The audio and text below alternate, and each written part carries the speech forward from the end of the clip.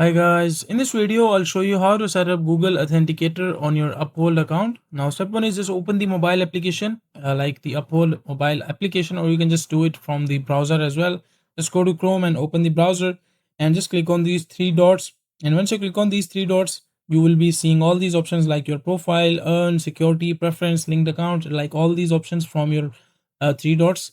Just make sure to click on the security check or the security option, and once you click on security, so you will be sent to this section. As you can see, like inside the security you will be seeing passwords, two-factor authentication, like the account, freeze account or close account if you want to select any of the option. So in our case we are going to enable two-factor authentication, so you can just click on this option, enable two-factor authentication, or you can just click on the method.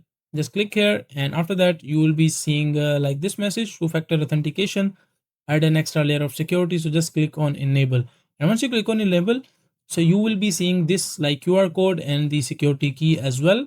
So make sure to click on the copy icon inside the mobile or inside your browser. So just click on copy, and once you copy, just make sure to open the Google Authenticator application inside your mobile phone.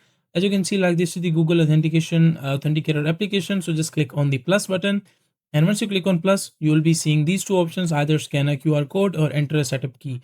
So you can scan the QR code if you are on the laptop or a PC, and if you in any case like you're using the mobile app of the Uphold, so just click on enter security key, and once you click on enter security key, so you will be seeing like account name. So just make sure to write down the name like Uphold and enter the key which you copied from the Uphold security section. So just click enter the key and click on add, and once you click on add button, after that it will be like your Uphold authentication key.